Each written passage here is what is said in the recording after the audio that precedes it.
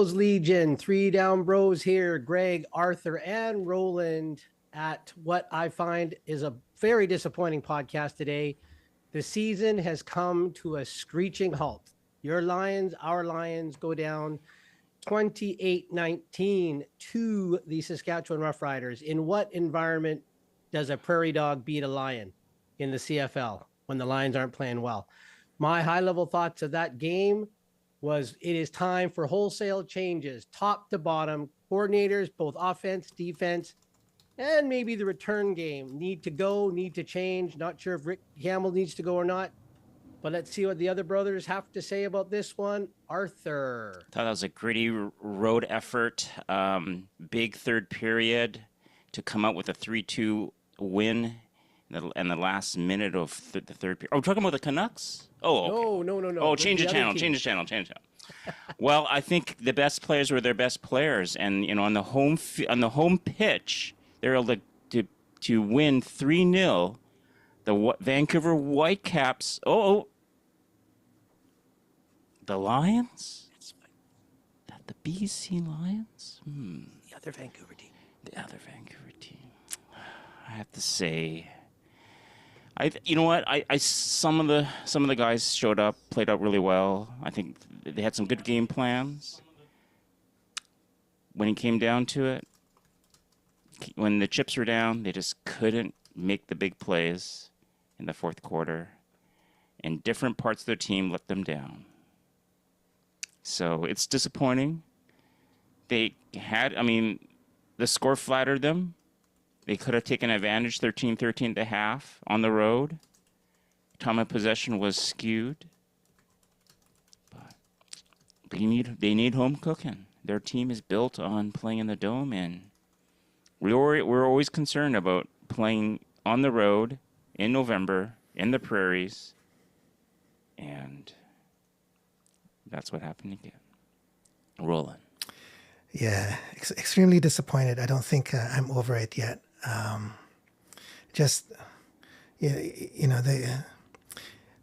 We started this year with so much promise. We had so much potential in the team. We had so many star players, but we just could not deliver. So many things went wrong. We're going to talk a lot about that tonight, and I want to hear about you guys, what you guys think too online. Thanks for joining us. As usual, we want to hear from you. There's a lot of comments already that's coming in. I'm sure a lot of you guys are pissed as well. So yeah, let's hear about it tonight. We want to talk about specifically the game yesterday. What went wrong? What should have happened? We had a chance in the game.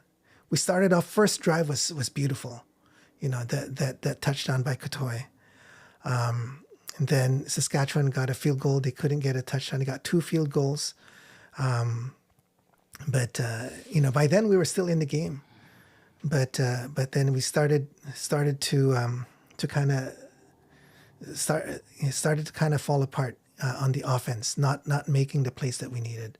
Red zone was not delivering. We were not getting our touchdowns and getting field goals or missing field goals even.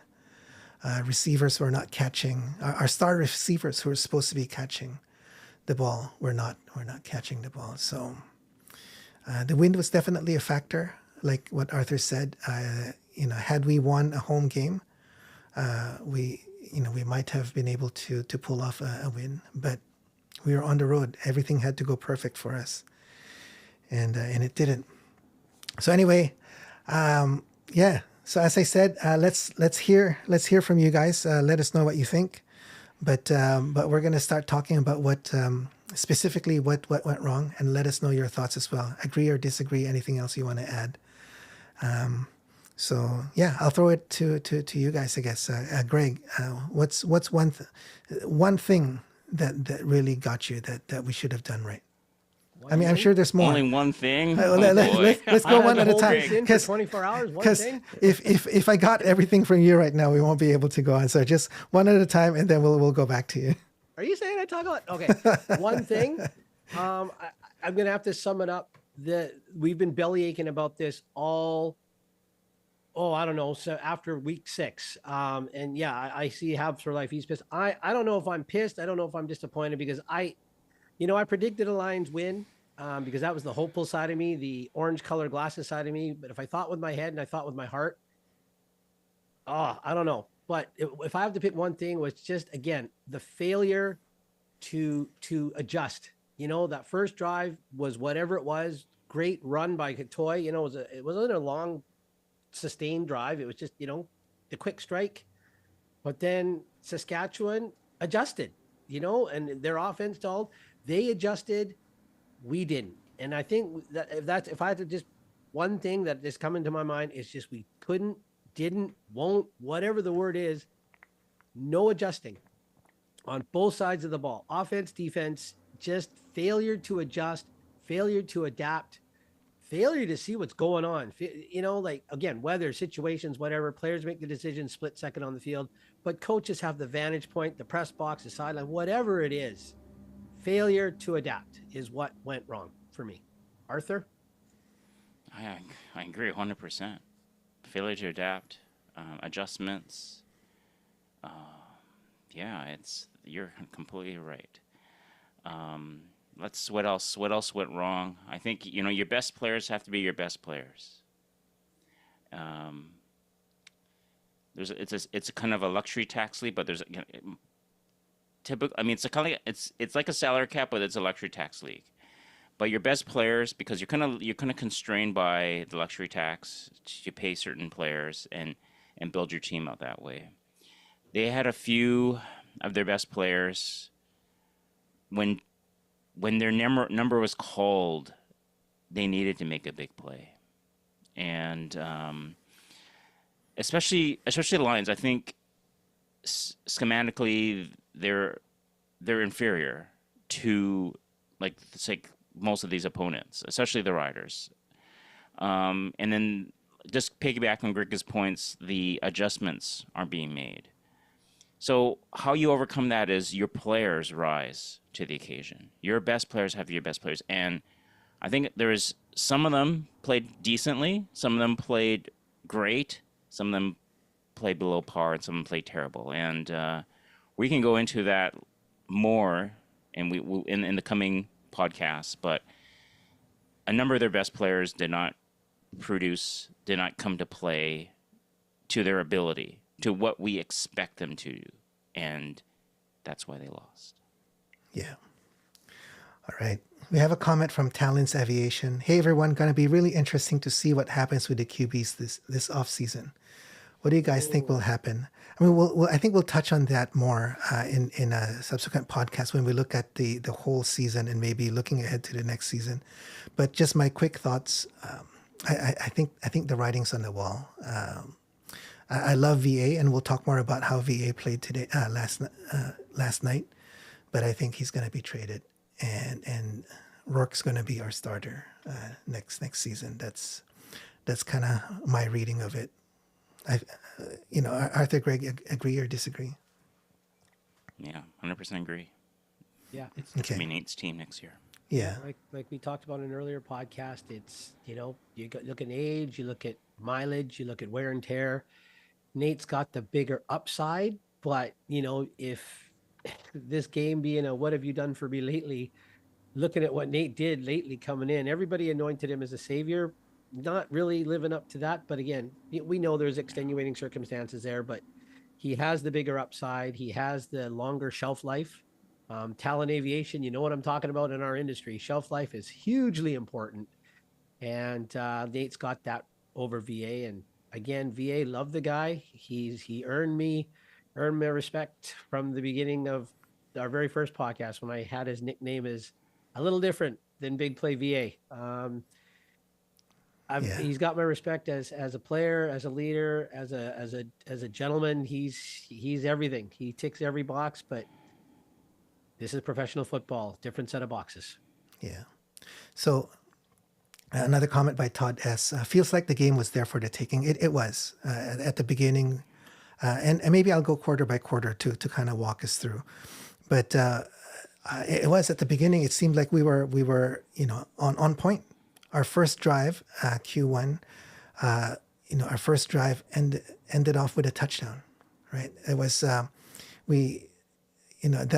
pass to Cotoy was beautiful, and then he just outran everyone. I was telling, the thing with Katoy, he looks like he's slow when he's running. He doesn't look fast, but no one can catch up to him. I guess it must be those long legs, right? No one could catch up to him, so he must have been fast. And that was a beautiful touchdown. And then the convert hit the post. So I think that was the first indication that, okay, it's not going to be easy, right? The wind was a huge factor. So we got 6 points. No, not a 7. And that single point, I think, is going to bite us later, right? But first quarter, and going back to what Todd says, I was rooting for VA. I wanted this to be a Cinderella season for him because we know that he's going to be traded, right? I wanted him to come back, have the team rally to him, rally to their leader, and him lead us back to the Grey Cup. That would have been a Cinderella story, and that would have been a perfect way to end the season for him. And I think quite a few of the players wanted to see that too. But he can't carry the whole team on his shoulders. A lot of other, I'll name them. Okay, Hollins and Hatcher are number 1 and number 2 receivers. They're being paid to be number 1, number 2 receivers. They failed us all season long. And on this big game, they failed us as well.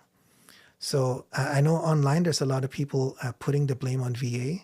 And yeah, he it wasn't a perfect game. He made a lot of mistakes. But there were some catches that should have been made by both Hatcher and Hollins that they didn't. Well, if I could just throw in there, Roland, again, people are blaming VA, but the mistakes he made, and we talked about this ad nauseum between the three of us after the game. The mistakes he made was because of his want to. He brought 100% want to win.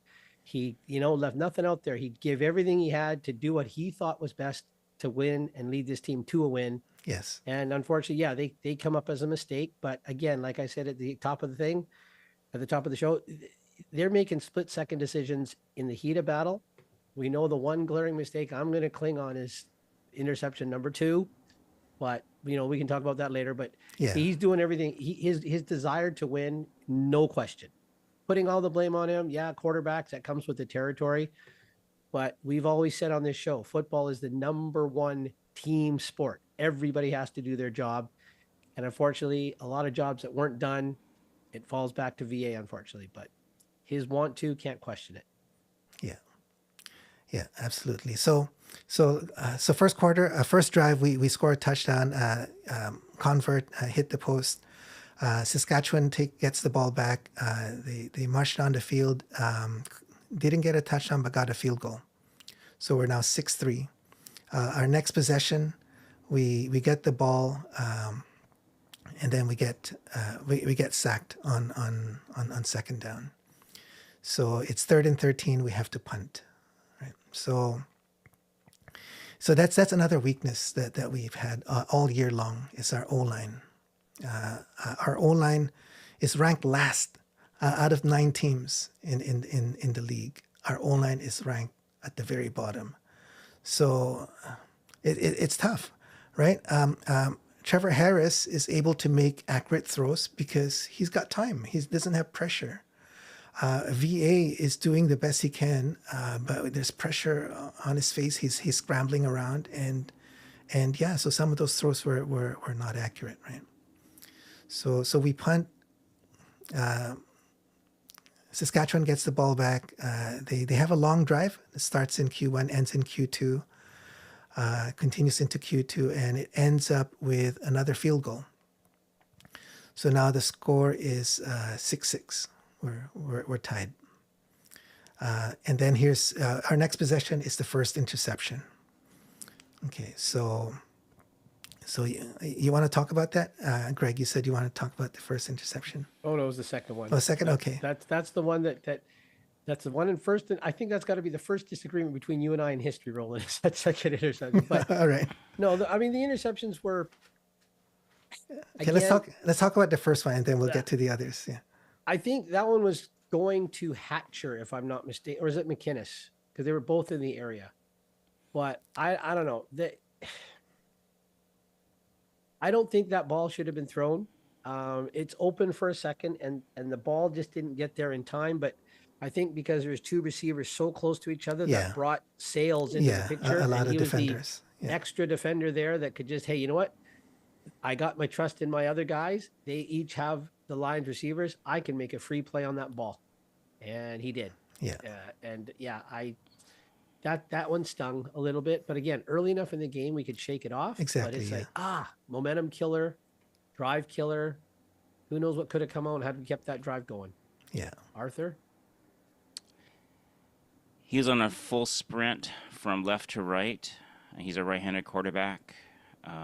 When I saw that play, there's two receivers in the area, but McInnes was the more nearer receiver, and McInnes was on the sideline.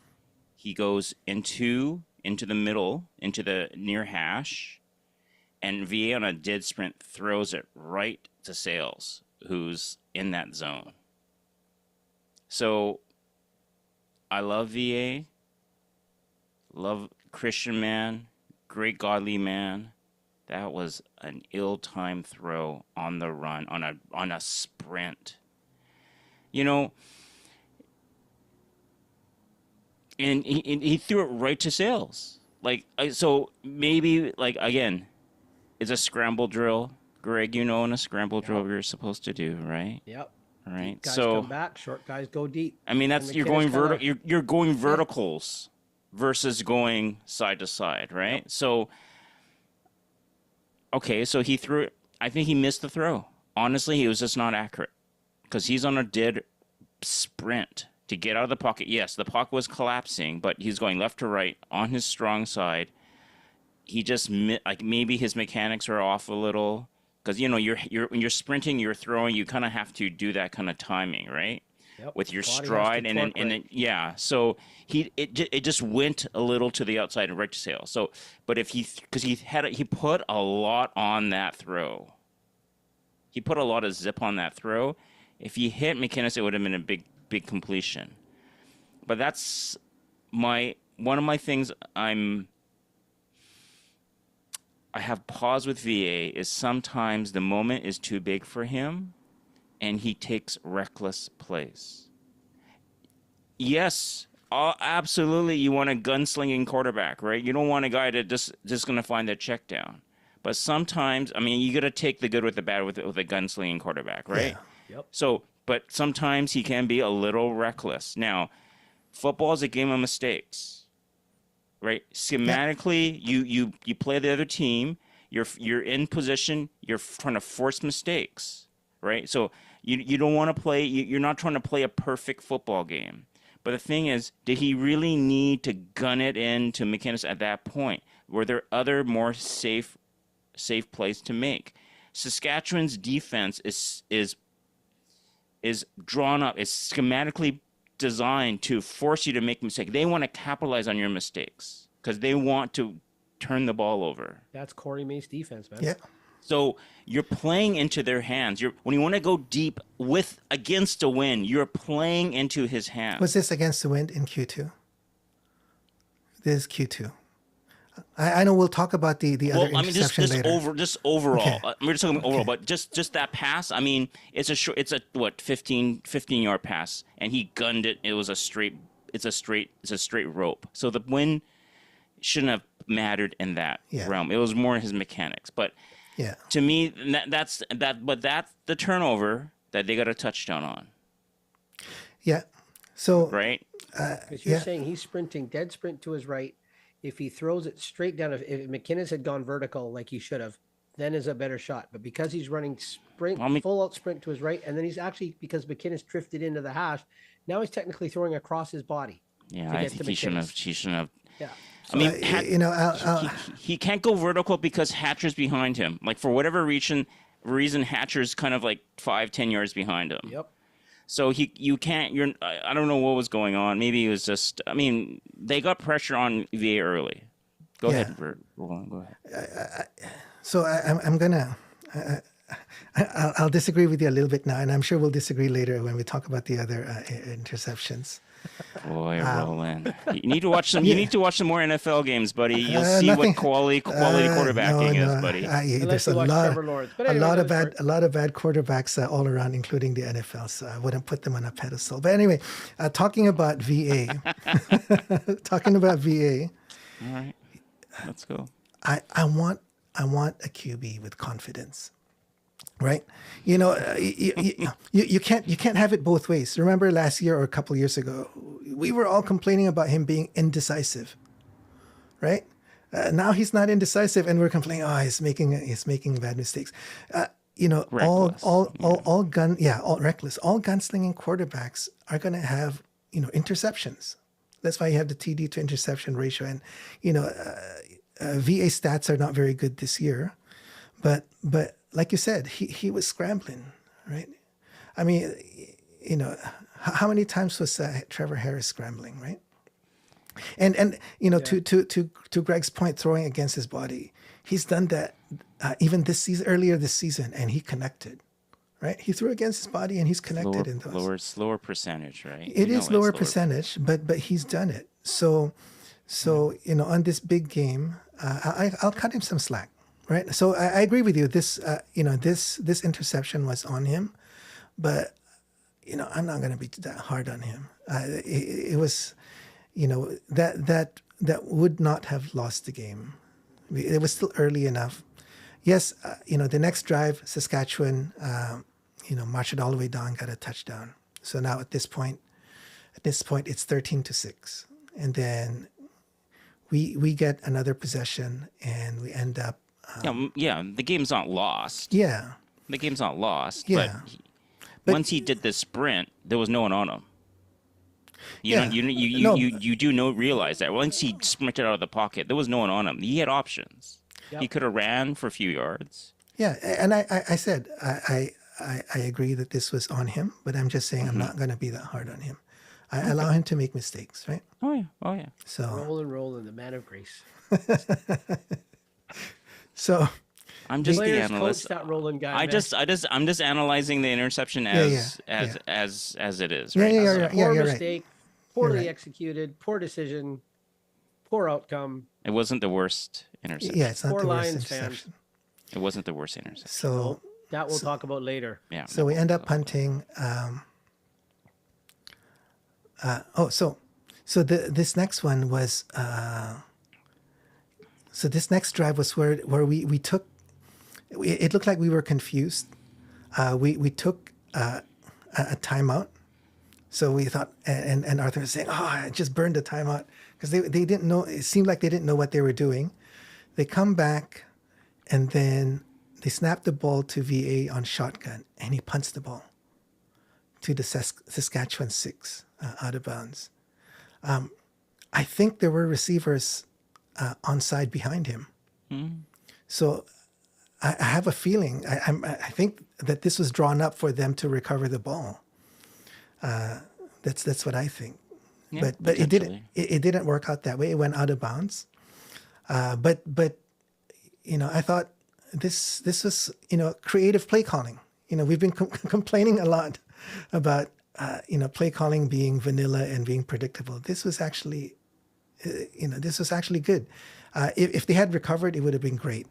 But the fact that it went out on the 6, and then Saskatchewan got a 2-and-out on the next drive, and then genius call still. Yeah, when we got the ball back, we were already on their Saskatchewan. No, where were we? Saskatchewan 22. Midfield. I mean, we were midfield when we punted. When we punted, we were at Saskatchewan 44, and then it went to Saskatchewan 6. Yep. Then they got a 2-and-out, they punted, and then they took a 15-yard penalty. So the end result, we started on our next drive on Saskatchewan 22. Yeah, they shanked the punt and then no yards. So yeah. So Q-Man says, a quick kick was a great play call. Yeah. So was that the first time we've ever seen VA punt the ball? No, he did it earlier in another game. We were calling it a desperate play call back then. Yeah. That was another lot. Was that during the Winnipeg shutout? I think, if I'm not mistaken. Yeah. Yeah, because It I was. remember It wasn't seeing. as executed as well as No, this game. no. Yeah, yeah. So then on that drive, we from Saskatchewan 22, we get a touchdown, right? So there was a touchdown to McInnes. So great. At this point, what was the score now? It was 13-13. We were tied going into the half. So at this point, we were still in the game. What were your thoughts at this point, Greg, Arthur? Q-Man says VA has punted before. Yes, modern day Sonny Wade. Okay, so going into the half, what was your feelings? Oh, Morbital wants to jump to the end of the end of the book. So can we fire Rick Campbell now? Yes. And even that's after the pleasant exchange I had with him at Touchdown Pacific. Yes. All right, But thoughts at halftime. It was 13-13. I was more hopeful than you two. Boy, the energy in the room with you guys that day was morbid. I was hopeful. Like, again, tie game on the road in a hostile environment in Saskatchewan. Yes, 13. Yeah, I figured their defense is playing that well. We're not playing great, but we're hanging with them.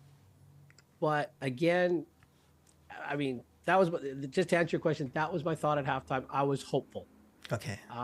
You know, my prediction was 23-17 and we were at 13-13 something. And okay, we scored 10 more, give them a field goal and a goofy rouge or whatever you want to call it. Yeah, all the rouges are goofy. Yeah. That's I what mean, he's saying. a CFL nuance. Gimmick. But you know, I was hopeful. I thought, you know what, my prediction could come true. I don't care right now. We can win this thing. Then let's go to Winnipeg. But we just It's got all two more about quarters. you, Greg. It's all about you and your prediction, man. Is it? Oh, come on, let me cling to this for 1 minute. I'm trying to mask my disappointment here. But no, that was to answer that. I thought I was hopeful. Okay.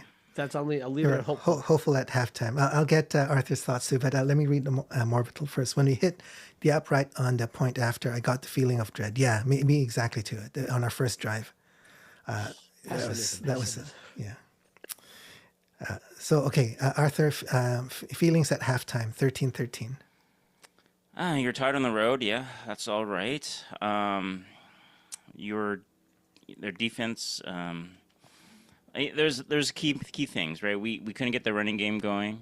Kind of neither could them, right? I mean, we couldn't get the running game going. That's a concern.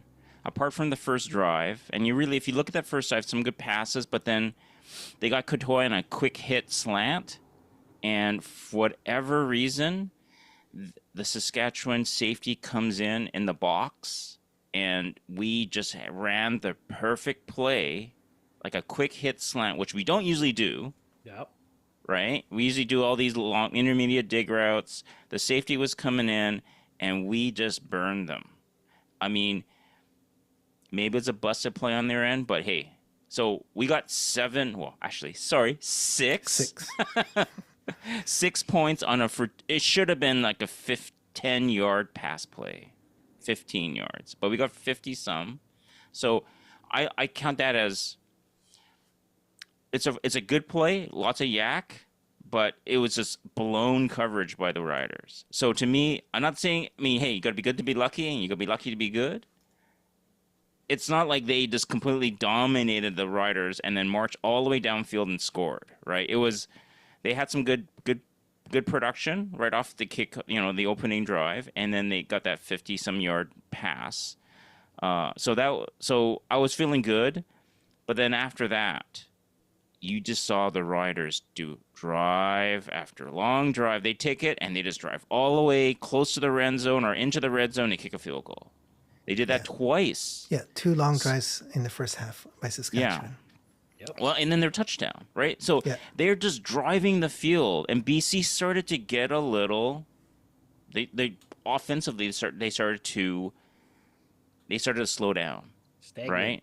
Stagnate. They couldn't get the run going, and it looked bad. It looked like fundamentally they were not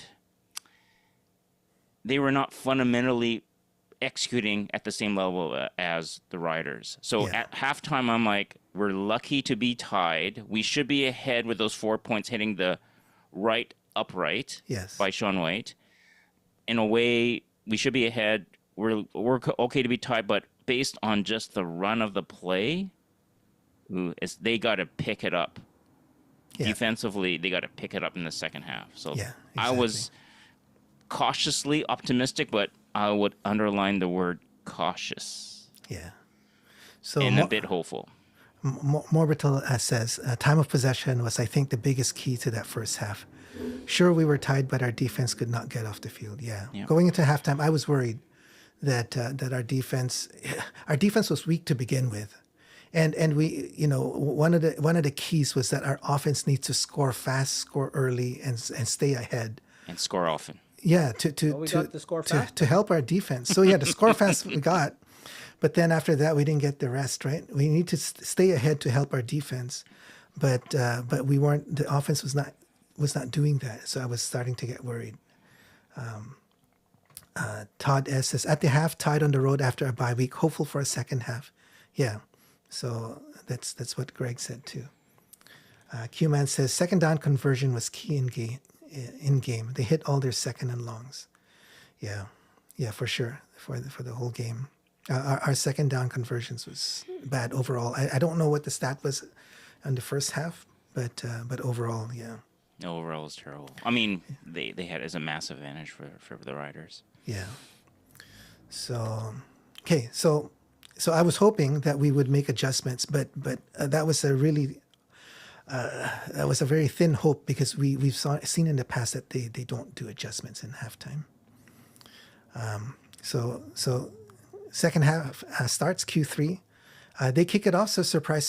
They let us start with the ball, but they wanted to have the wind in the fourth quarter, and at that point, I knew that they were already out coaching us. Right? They knew what they wanted. So Q3 was going to be very important for us with the wind, and Q3 is going to be shorter than Q4 because the last 3 minutes, is longer. Right? So we're going to have the wind a lot shorter time. So we better score. But all we got in the third quarter was 3 points. It's terrible. That was not good. Yeah. Morbital says, you might address it later, but I think that it's a talking point. The regular season crowd was bigger versus the Lions a few weeks ago versus playoffs. Kind of shocking for Regina. Yeah, true. Yep. But we can talk about it later, but with the smaller crowd, with what they did to the Lions a few weeks ago, I'm sure that crowd just said, you know what, let's just stay home, relax, and we'll watch our Riders beat Winnipeg. That's what I'm thinking, because I don't think that crowd was worried. Honestly, we couldn't even handle the smaller crowd that was there. Time count violation, confusion, all that stuff. But anyway, we'll talk about that later. Yeah. Love Morbital's observations. Got to get him on the show more. Yeah. Q-Man says, only have 7 days to sell the game in colder weather. Yeah. Yeah. Going back to what Greg says about the time count, again, this is coaching, right?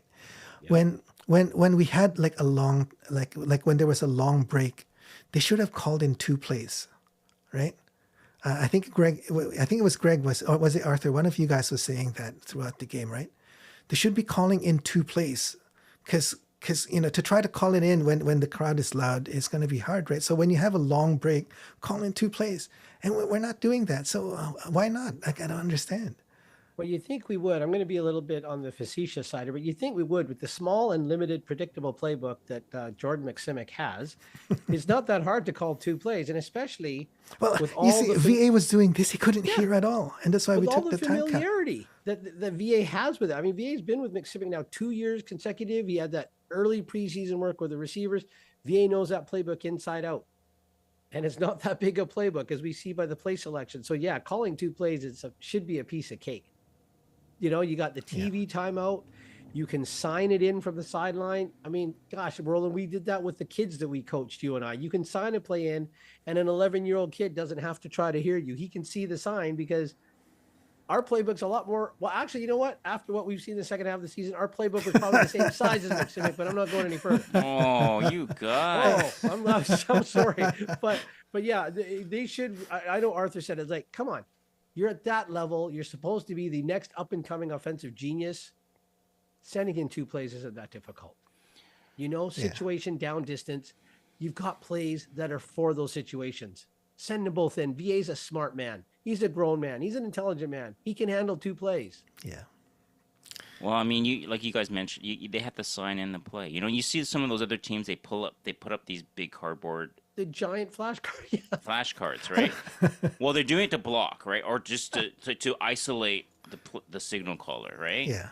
So, in these noisy environments, that has to be part of your repertoire.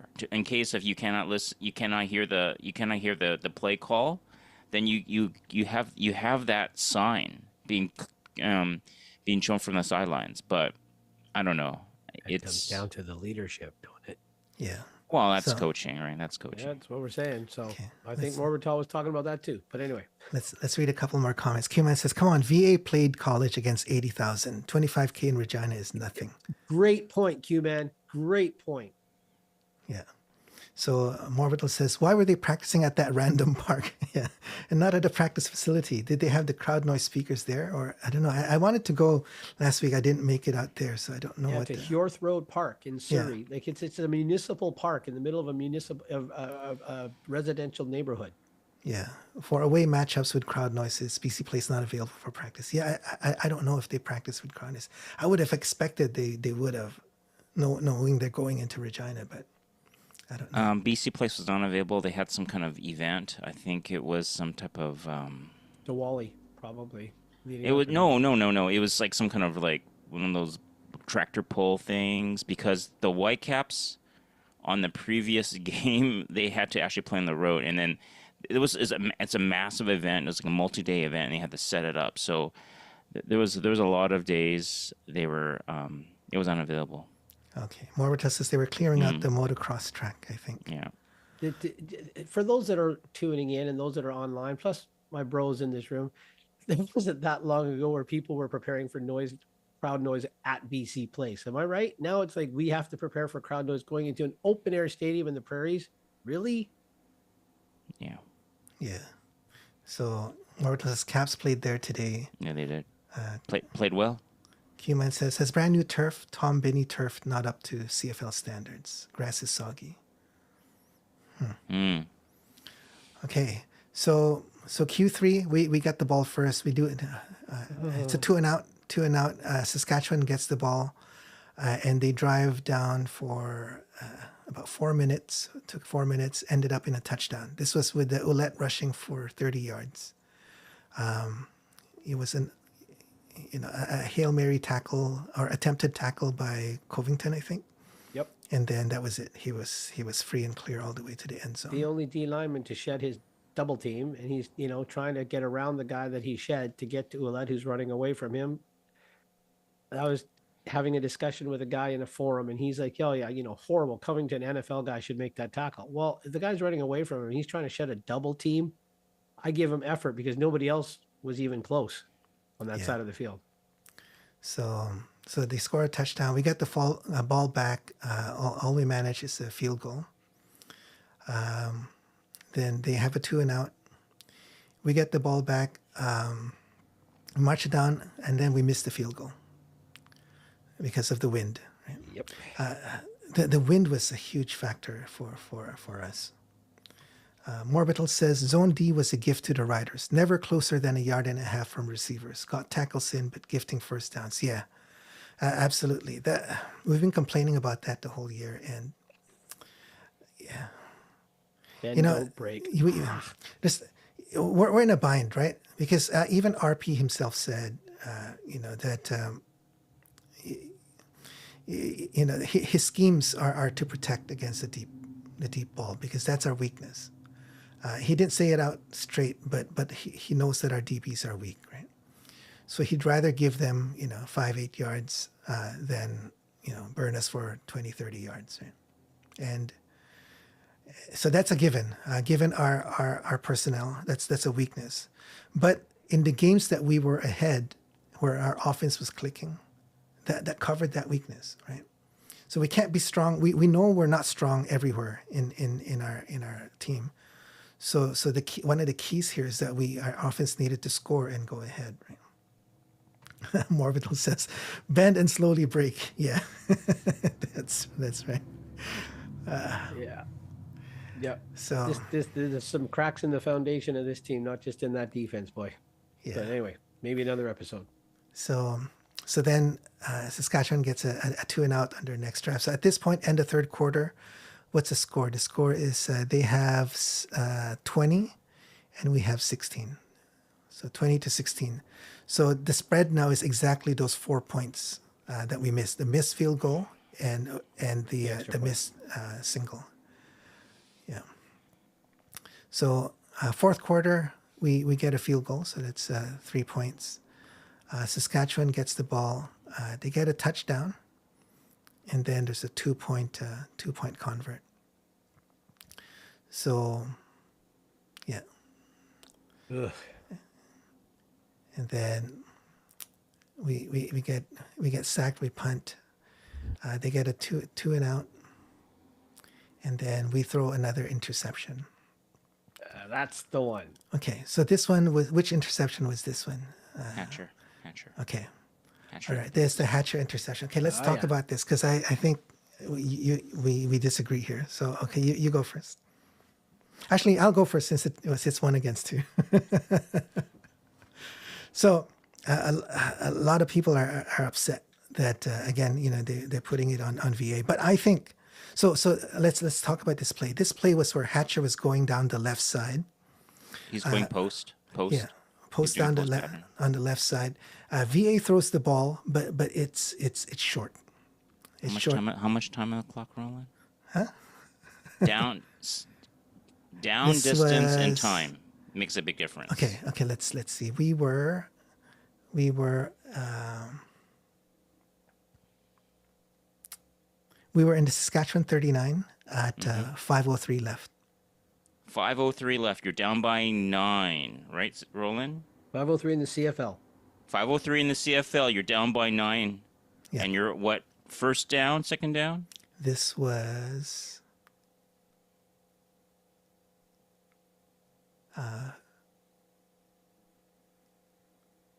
no, we were 3rd and 2. It says We were 3rd and 2. 3rd and 2.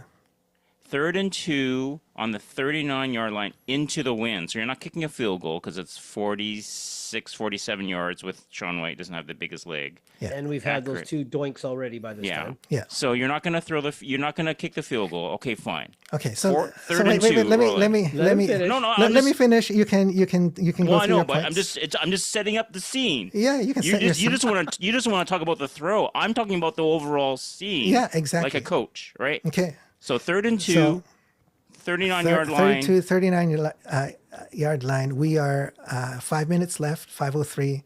We're down by 9. Yep. Okay. All right. The ball snapped. He sees Hatcher go down and he blows past the defender. Hatcher was running fast. He was blowing down the defender, and there were defenders ahead of him, but they were flat-footed.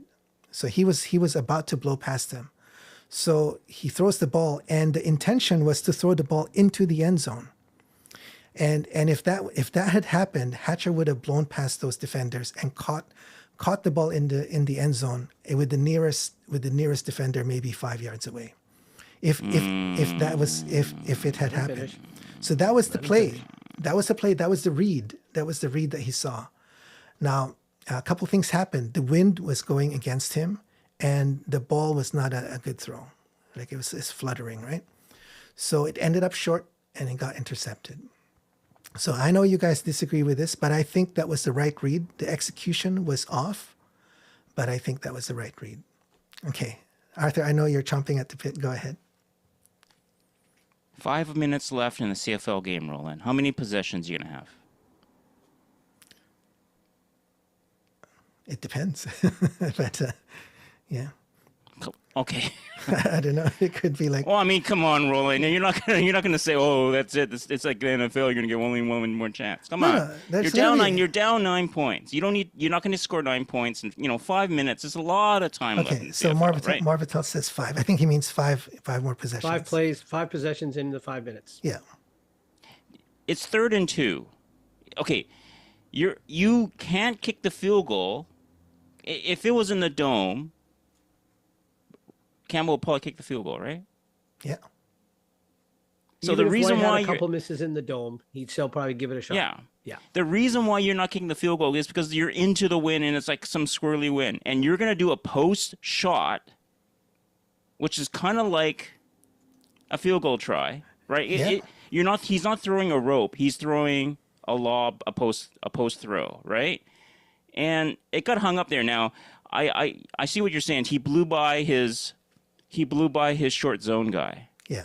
But you know, Lacumbo is like one of the cover 2 safeties, right? And he just slid over there and took it. He got able to take it because the ball was short. But he was on he wasn't in the vicinity, like in his like when Hatcher just broke in the post. He didn't run by Lacumbo. No, He but- ran by the short zone. Yeah, but he would have ran by them too. What happened was because the ball was short, he slowed down.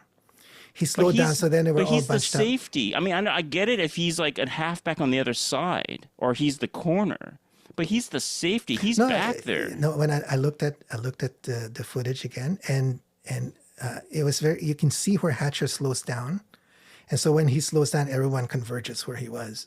Had the ball been thrown further, he would have blown past them.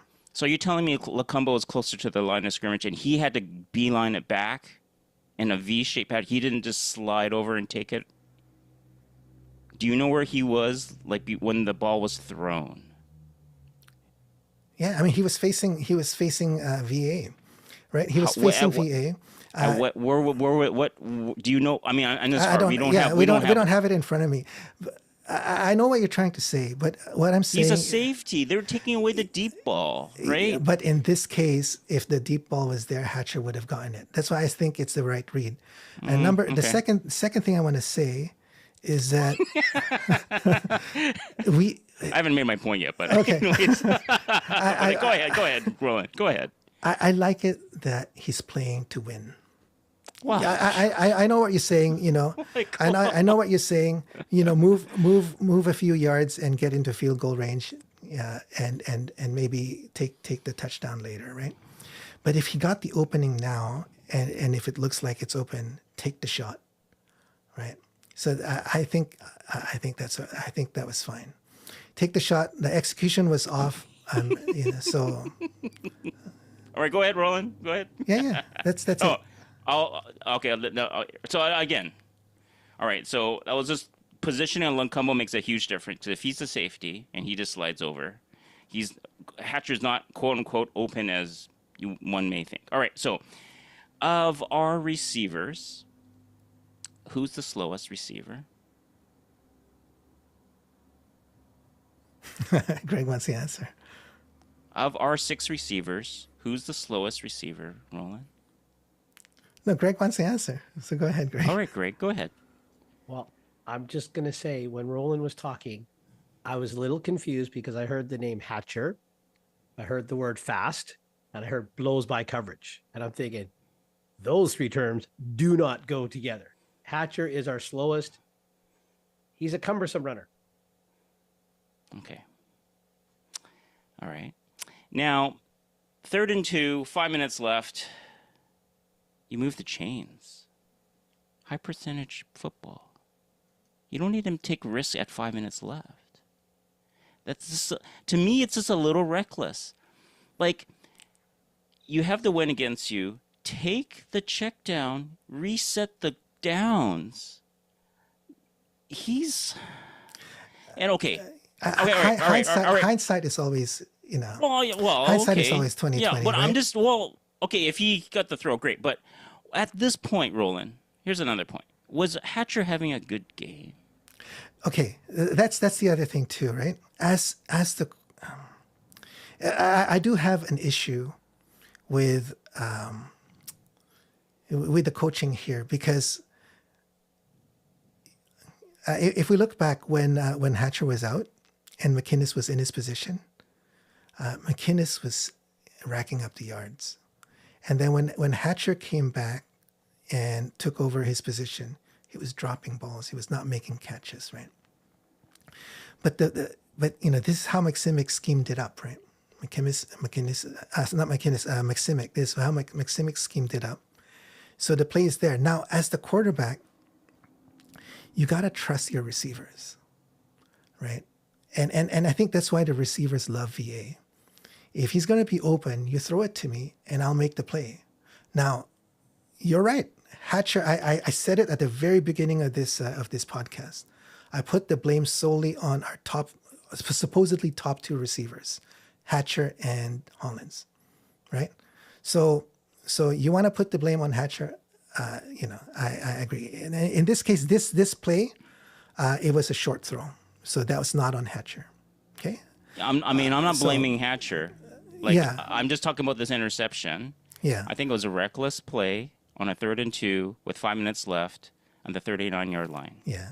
I think that you'd make a high percentage play, you reset the downs, and you don't need to play desperate football at this point. Like the last interception, fine, I still had a little bit of an issue with it.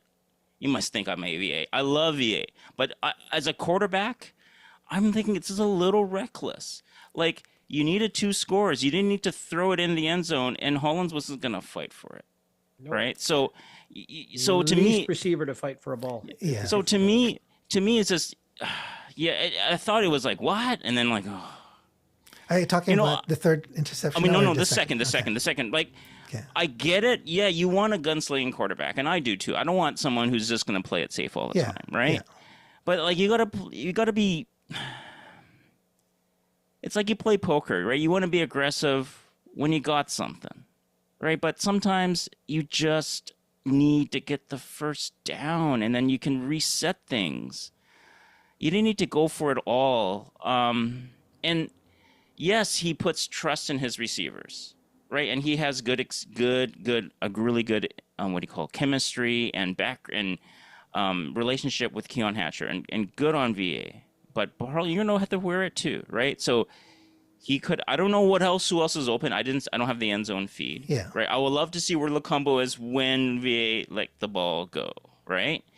So that would really, like, if he's sitting on the 20-yard line and he slide over 5 yards and just takes it off, and I'm like, come on. Like, I mean, even if you threw it into the end zone, Lacombo could have easily got to that. No, right? that's where I'm making my point, right? From what I saw, it looked like if that was in the end zone, the defenses were all out of position. Okay, well, so that's why I'm saying that I think that was the right read. Reckless, I think, is like I said, hindsight is 20/20. I wouldn't say that was reckless. I would say that was gutsy. On 3rd and 2. Yeah, I mean, you know why? 3rd and 2, they're all going to expect you to do a short play. That's what they're expecting. And that's why I believe the defense was out of position, because they weren't expecting a deep ball. Well, I have to see it, right? Yeah. I want to see where Lacombo is, right? But, I mean, I'm like, I need to see if there's anyone else open, right? If there was checkdowns open, if he could have run I think he could have run, but, Like, I think I was wondering if he could have run for it, right? But again, I can't, like, again, I'm sort of trying to blot this game out of my memory. Yeah. So, but I mean, that's my thing. So it's like, as a quarterback, you got to feed the hot hand, right? You go to someone who's cold, you want to, I know you want to make it up, right? He dropped the ball. VA's gonna throw it right back at you, because I'm gonna come right back at you, and he's good at that. He's good at that. Yeah, but I think this is a playoff game. I think this play was not that, though. I don't understand that. I don't think this play was him saying, "I'm gonna go back to." I get that, Roland. I'm just saying that's just the kind of guy he is, right? It's not in this play. Yeah. But the thing is, this is the playoff game, right? It's not about. Oh, I'm gonna trust all my receivers. You got to win, baby. Exactly. And I agree there, and I think that's what he was trying to do. You got to throw it to the hot guy, the guy that's making the plays. I understand, but the problem is, Eberhardt, McInnes, Eberhardt, Kotoy, for sure. But the problem is that's not what's being schemed. Well, no, he can pick other receivers. OC's I mean, they're not scheming that, right? Is this the only read? Like, again, I get it if he's. It's not the only read. It was the first read, but if out of the gate, the moment the ball was snapped, and you can take a look at the play again because I looked at it. Out of the gate, the ball was snapped. It looked like Hatcher was going to blow past them. They were out of position, and he was going to blow past them. So that's why I say that was the right read. Now, looking back now, of course, because it didn't happen, we're going to say that was reckless and all that. Let me read some comments. There's a lot of comments here. Q-Man says, those interceptions are classic VA. Locks onto top two receivers and throws it up to them for 50-50 balls. I agree with Cuman because I think I remember saying a lot of times, like, why is he forcing Hollins and Hatcher? Like, just because they're not getting targets, if they're whining on the sideline, like I'm open, I'm whatever, doesn't matter. VA, you're the leader. Don't force it to the receivers that aren't making the plays.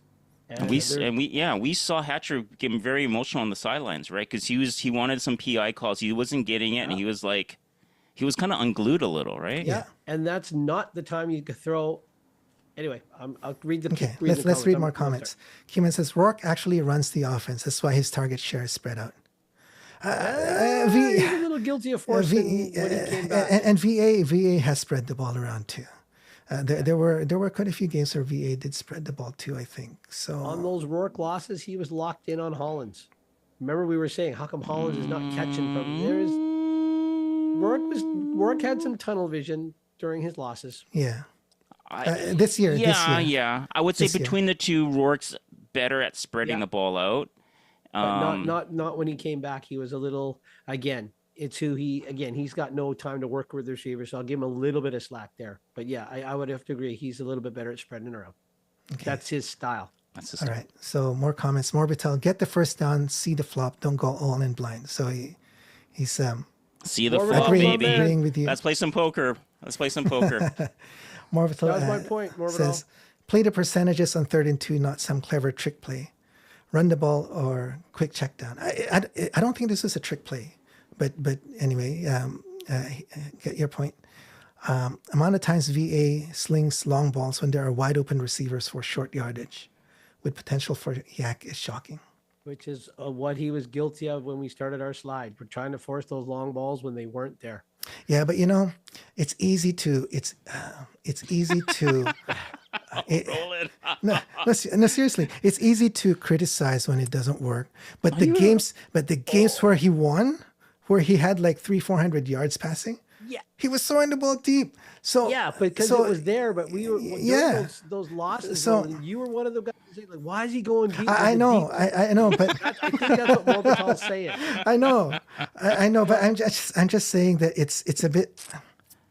I think Roland is VA's agent. Maybe are you have a sidekick being his agent or something? Oh my goodness. Well, this guy can do no wrong. No, he makes mistakes. It may have been the right read. What I know, I talked to Roland earlier today. It might have been the right read. I'll agree with Roland, but the right read at the wrong time. VA knows he's got to arc that ball in a certain trajectory to get it over top. Yeah, I don't know if Hatcher, because again, Hatcher's on that kind of route, you got to have the receiver run under it. Hatcher is not the guy with speed to run under a ball. And you got to get, because one of those defenders was pretty close to him at the time the ball arrived. Not when Lacombo came over to pick it, but like there was some guy right beside him. Yeah, because he had to slow down. Yeah, you got to arc it, whatever. But come on, you've seen the kicks into the wind. You've been throwing sidearm all day to account for the wind. Why on earth, even if this read was there, down, distance, time, if you blow this play, and I think Morbital said somewhere in there, lower percentage, whatever, if you blow this play, it's 3rd and 2, it's over. And the worst, interception or incompletion, whatever, it's over. Make a go for, and I'm not questioning his want to. We talked about that earlier, but you got to get that too. And I really think, from what I remember, he could have run for that too. Got to get that too, man. It's all about getting a first down, right? It's all about getting a first down. Exactly. Now you've also sent a guy deep. Saskatchewan's had 2 guys go with them. They might be a little tired. Get the 2. And if you've got the want to that you're willing to gunsling it down the field, then you better sure as hell have the want to run through a guy to get 2 yards to keep this drive going. But love you, Roland, but it's the right read, but the wrong decision. Well, and again, it would have been okay in the dome. Maybe in the dome. All right. Because Morbido has a comment. He did that against early season defenses. Okay, he's talking about throwing deep. Still finding their feet versus gully jailed units later in the season. That's what I've been saying all. See, Oh, Morbital, right? fully jailed. Yeah, fully jailed. Morbital. First 6 weeks were a facade because the defenses hadn't caught up and gelled yet. Is that what do you agree, Morbital? I want to see his comment. I think that's what he's saying. That's what he's saying. Get-go. That's what he's saying. They were Morbital. fully jailed later on in Buy the him a season. beer, Arthur. Please. Buy him a beer. Yeah, it says 100%. Hey, okay. We're good. Yeah. All right. So interception. Saskatchewan gets the ball. They don't score. They end up punting. So they burn off The clock. 3:58 up to 1:44. Terrible situational football, right? Great. Yeah. So You needed 2 and out there. they burned 3 minutes. So we get the ball back with And tired out our 1:36 left. defense, so even more. Yeah. 1:36 left. She wrote. We get Yeah, up by 9. we get up to 3rd and 1, and then we rush it. We get a first down on 3rd and 1. We get 2 first downs, so it's 2 passes, one to Hatcher, Yeah. for They're playing prevent, right? one to Hatcher, another one to Eberhard. Yeah, down by 9 with a minute left. They're playing prevent. And then at 47 seconds left, this is the pass to or attempted pass to Hollins. Yeah. Yep. So this one, I mean, it sealed the game, but Hollins looked. He didn't look like he was into the game at all. Disinterested. That was my So word. he was running slow. He didn't fight for the ball. He could have come back for it, and he didn't fight for it. Reminds me of another receiver that used to play in BC a little while ago. Didn't fight for the ball, didn't lay out for the ball, had Tyrannosaurus arms until he did that position. I think. But when you're the goat, you have short arms. Yeah, You have a cape. you know. You have a cape too, right? The goat, the gate. Morbital has the question: who took the big hit? Went into the tent. That was Hatcher. Yeah. Yeah. The one that they got flagged on. headshot, and the headshot. Yeah, he said he was that was open Hatcher, right yeah. after Ely hit your guy Schaefer Baker. Schaefer Baker. No, it was Hatcher Yeah, not Hollins. That was Hatcher. Yeah, because the refs came and pulled him out of the huddle because he was trying to get back into the play and he was saying, "I'm fine. Remember? yeah. Well, I don't think he was fine. Nope. Yeah. So Morbido says Hatcher. Yeah, he dropped a pass shortly after. Yeah, when he dropped that pass, that's exactly what I was thinking too. But Maybe that was also a pretty weak ball thrown by VA2. Hatcher had to go right down on his knees. He had it But and then he dropped it should and had have. it again. You got to catch that, right, Roland? Yeah. Come on. Yeah, exactly. Come on. Half a step back to the ball, he catches that. Yeah. Just No, dropping I mean it. that. Come on, man. It was like a 9-yard pass. Yep. It's not a bomb, right? It's a 9-yard pass, and there was no one in front of you. There's no one there. Nope. Yeah. You got to pass. You got to catch that So- ball. Sorry, 8 So- targets, 1 catch, I think, for him, right? 2 Yeah. catches, I think. I mean, that's pathetic. Those stats are pathetic. And I know what you were saying earlier, Arthur. You throw it to the hot hand, and Hatcher and Hollins were not the hot hands. McInnes had 6 targets and 5 receptions. Yeah, you got other guys. right. You got other guys. Katoy, Eberhard yeah. was 3 out of 3. yeah. Katoy, Mrs. Eberhardt, if you're watching, we want him back. yeah. So Katoy 3 out of 5. I mean, so we'll. We hit the 1 hour mark, and we'll talk more about the overall season in a later podcast.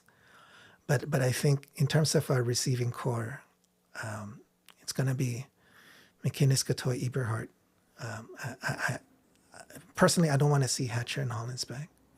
I don't. Oh, Oh, dropping just the. putting out there. I mean, look I at thought the he whole was a man season. of grace. Wow, he was. Well, he's graceful to a VA, but oh my goodness! I Well, guess no, that's but all that really, grace come on. is used up for VA. I have No, to but say. I think Roland's right. I mean, they commanded the price tag that they did. They came in, they got the money. Wow. Okay, I have to say though, for Hatcher, he's not making big money this year because he's injured this year. Yeah. So he's actually making big money the subsequent 2 years. But for this year, it's actually a lower salary. But So- you gotta play with heart though. even if you're getting less money. I'm just talking about Yeah. the salary. I'm not talking, Okay. whether Hart. I mean, that's up to us to talk in a further Yeah. episode when we break down the receivers. But he's Yeah. not. Hollins is a top paid receiver, Yeah. and Kotoy got the money, right? But Hatcher got a lower salary for this because he's coming off an injury, right? So the Lions could have just not signed him, and no one would have signed him. No one would have given him big money because he would have been out for multiple months with an Achilles injury.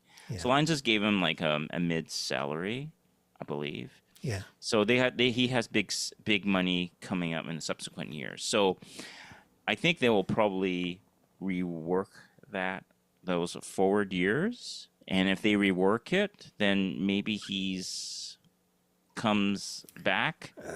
Not if he Well, I mean, plays you with the same you heart. just don't know what that number is, right? But he's not going to get, he's not going to be making like the 230s, 250s, right? Yeah, but But yeah, if he's dropping balls like that, Well, he needs a reset. He needs he needs like a training camp on off season to properly rehab and get into the Sure. flow of things. Okay. I don't want to just like dump him but I mean we will talk about this in an upcoming podcast when we talk about the receivers, and we'll do armchair GM, right? We have to address other deficiencies within the Lions, right? And where the Lions have spent money is in the receiving core. Yeah. And they spent money in quarterback. They're going to trade one of them, Yeah. right? They're going to have to move on from some receivers because there were issues. They couldn't get open when on press coverage. Yeah. So they're going to have to change the makeup on the receiving core, and they're going to have to divert some money from the receiving core to their problem areas. So if that means Hatcher is also gone, or Hollins is also gone, or both have to take, Well, Hollins, I don't think there's any reason to keep him anymore. unless there's a major pay cut. But you don't know. He's, You don't he's know. not. He's not. Again, when things don't go his but- way, he doesn't. He still. Yeah. He doesn't fight through adversity. He hasn't shown me. He has But he that, still that extra. has 900 plus yards of receiving on the year. That was at the beginning. Yeah, was so That was a Yeah, Hamilton okay. game and a Winnipeg game. That's it. Yeah. well, okay, 900 yards. He's still what, top 20, top 25 in the league. So Yeah. then we get when the we chips get what are we down, when can. it's I'm not Playoff, I'm not Hollins' agent, but I'm not saying Alright. he's like I'm not saying he's Let like me- he's let me- trash, but I mean, he's not. He had an okay year, Let- but let not me- at his salary point. Let me Yes. read some comments. There's a bunch of comments here, so I want to make sure we catch them. So Q-Man says, really missed Rhymes this season. Huge mistake. Ryan didn't have a great year in Ottawa. He was. He had 1,000. He had 1,000 yards. And he was He did. in the game Okay. against Ottawa. He was making catches. He's not the same anymore. So he's no longer a number one, number two He receiver. only had 100 yards more than Hollins. So I mean, He would be a number. adjust three, your number four. expectations. But he's a lot tall. Yeah. Okay. All He right. is taller. I mean, we're just talking about productivity, right? Yeah. So Morbital says they went away from the run a bit too quick for my liking. I could be wrong. Just felt like they didn't use stand back enough. didn't. Yeah. You Yeah. and about everybody else on the Lions colors tuning Yeah. into Stand that back. game. Let's see. His rushing was 7 carries for 27 yards. Remember, Roland, he got stuffed behind the line of scrimmage, and I said to you, I think they're going to go away from the run. Yeah. Well, And they- that O line, we'll talk about that in another episode because you Yeah. know my feelings on that O line.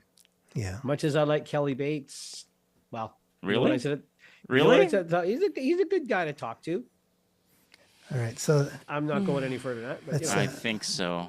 okay, more comments. Morbital says sales great season with Riders. Yeah. Lucky decent with Bombers. What's our Whitehead jerseys, Greg? Where's our Whitehead? my Whitehead jersey's right over here. Okay. Q-Man says, who would you replace Hollins and Hatcher with? I guess we'll cover that when we talk about We will the cover receiving it. core. We will cover it. I like Q-Man. Homework assignment for Q-Man. Have it come in here, have him tell us who he would on our next episode. Yeah. Let us know what you think. Yeah. They need to bring in guys that can beat out even Eberhardt before cutting Hollins. I'm gonna have to take a stand. Okay. there. All right. Morbital says, if I'm the GM of the BC Lions, I'm throwing away the first 6 games of a season and looking at numbers league-wide after. Target players who perform in the trenches of the mid and late season. Oh, yeah? That's a good call. Good call. Yeah. Okay. I think we should make another camera spot for Morbital next podcast. We gotta get him on here. All right. those are all the comments. It's 9:41, so we were a bit 11 minutes past our 1 hour mark.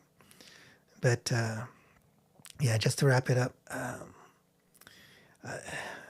good to talk about it and get stuff off our chest. Morbidon says, "I'll break the camera lens." No, our lenses are pretty strong because it survives the three of us.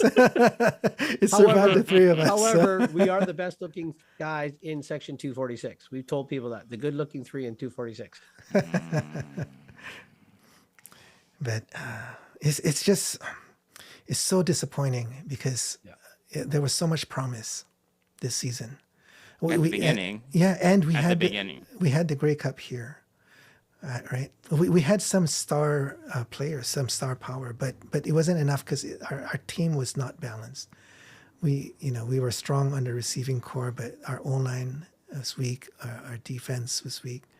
We brought in Betts, and he did improve the D line, but he was not producing the sacks that we thought he might have. He lost weight in the NFL playing linebacker, so I guess that Linebacker and it. special teams, yeah. Yeah.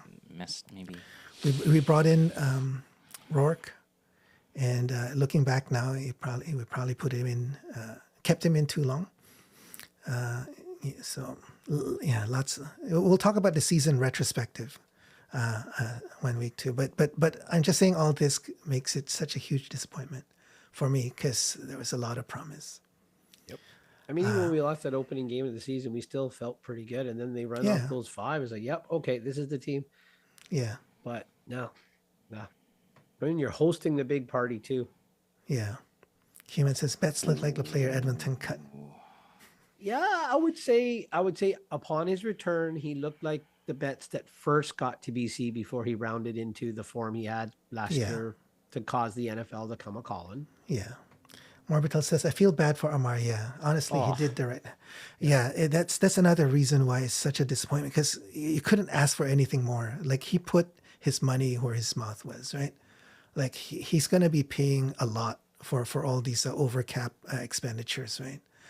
And he was willing to do it, but can't fault him for wanting his want. You can't fault his want to either. But I think the management, the coaching, let him down. Because our personnel is what it is. Like what we said last week and a couple of weeks before, our personnel is what it is going into the playoffs. We can't change that, but it's up to the coaches to scheme it so that we cover our weaknesses and we emphasize our strengths. But I think we did it the other way around. Well, no, they just had too much weaknesses, like on defense. So they had too much. I mean, okay, I understand they wanted to remap the secondary. Right, they made some changes in the secondary. They did it a year too late.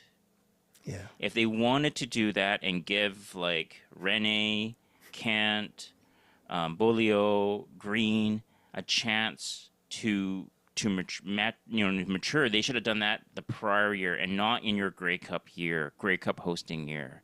You made too many changes in your Grey Cup hosting year. Too much pressure on the team to be in that game. Yeah. And you had to play that soft deep zone to protect the defense. Exactly. Yeah. But had the offense clicked, had our receivers been catching, and we were ahead, that might have been enough to cover that weakness, right? Not in the playoffs, playing people against teams playing bully ball. Yep. And then think about it. So if we had eked out a win in Saskatchewan with the team that we got and playing the way we did, I think it still would have come to a embarrassing halt. If we had eked out the win and we played in BC Place, we might have won this game.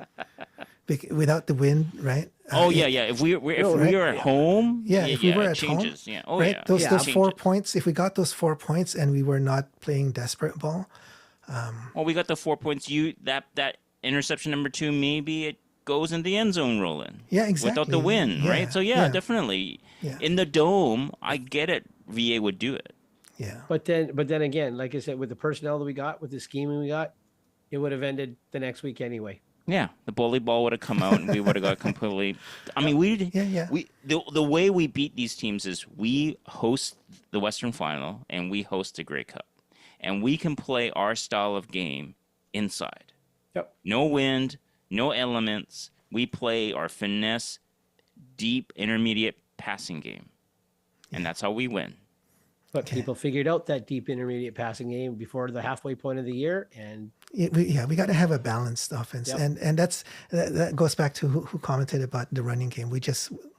We had the right running back, and we didn't use him. well, So- because again, that'll come back to our talk about the O line. Because if you predicate this team on a finesse, deep passing game, you need an O line that gives you the time to let those deep routes materialize. Yeah, that's why I was saying we need to And have we a did balanced never game. have that.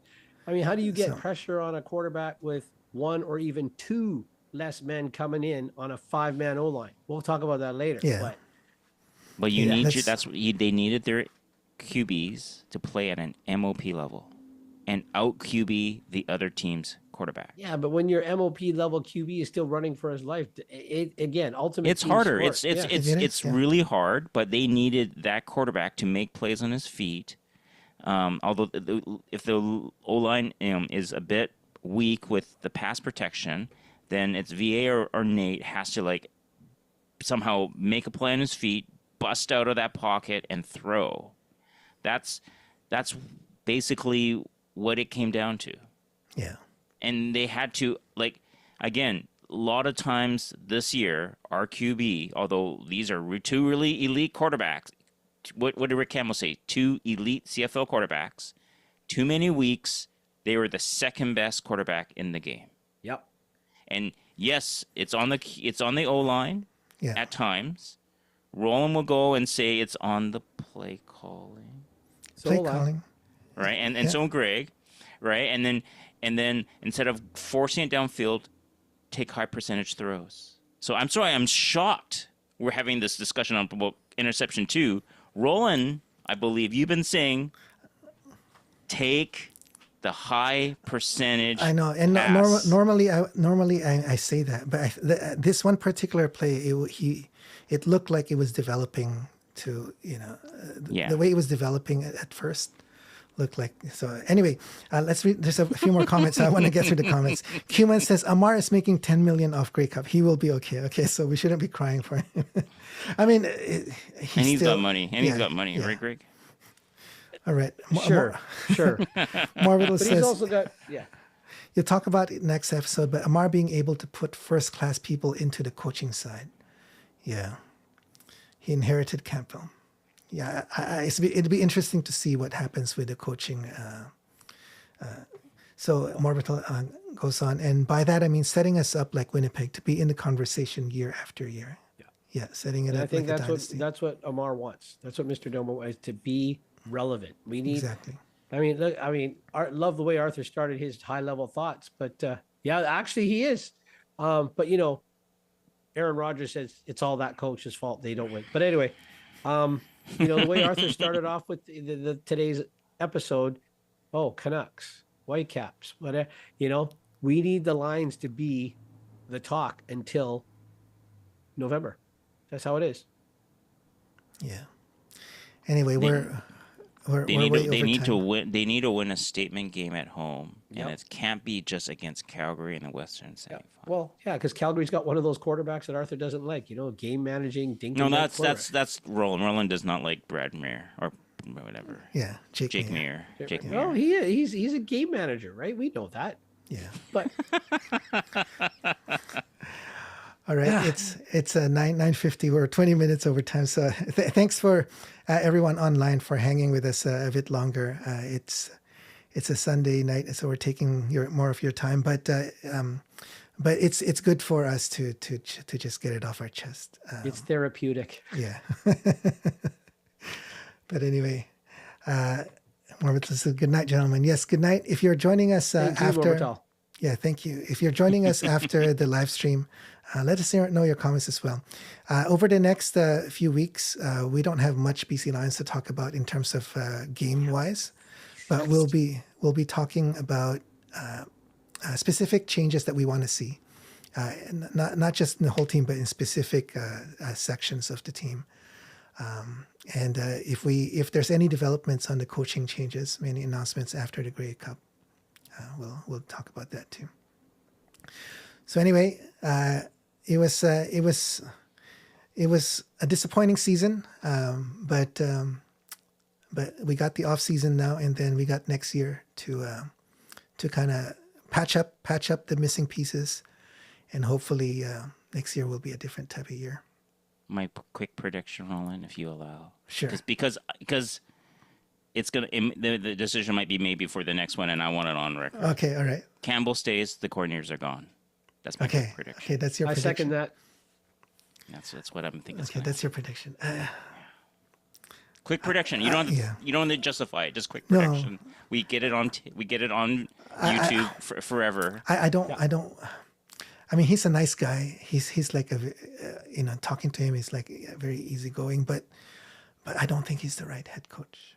Ooh, so Roland is thinking what then? He doesn't have to fire. All right, okay. You don't need to sell, but I just need prediction. You don't need to sell it. Well, but predicting he is stays, the coordinators are gone. I don't know if Amar is going to do that though, right? But I'd like to see him replace. I don't think that's I need a prediction, sir. Prediction. Okay, I'll predict with my heart then. I'll say that he's gone. And what about the coordinators? Oh, they better be gone. Well, I mean, if he's gone, the new guy will bring in his own coordinators, right? Maybe. So probably. Yeah. Better be. be. So Roland is saying complete cleaning house of the coaching of staff. the coaching staff. Yeah, I think if we want to be a Grey Cup contender next year, I think that's what we need to do. Because they had a lot of weapons this year, and they couldn't capitalize on it. I just have a question. Morvitel's going to cancel his tickets. Oh my goodness! Oh wow. Well, he did say it's time to call for Rick Campbell's firing earlier. Remember when he said yes? But you know what? Right. I'm going to throw this question out to Arthur while we're still out here. I think Hugh should call Rick and say I'm ashamed to have you as my son under my coaching tree. Come on. But anyway, come on. That's what my mom said. That's what my mom said. Okay. It's not fair because Hugh can just water the grass before the game, and no one has the right shoes. So we're in an indoor stadium. There's no grass to water. So but that was Hugh's biggest thing. No. Then Rick can put extra tape in the visitor locker room and have them spat their shoes extra, so there's no cleats on the bottom. There's there's probably some guy called Warren Moon that probably helped him. Yeah. Well, we got a Warren Moon. Isn't his name Nate Rourke? But anyway, we'll go. I don't know. We'll see. Okay. We hope so. We do hope so. Guys, we're gonna have to call it a night. It's 9:54. But no, good discussion. A special post playoff episode. Come on. Yeah. It's an hour and a half. All right. If you're still with us, thank you.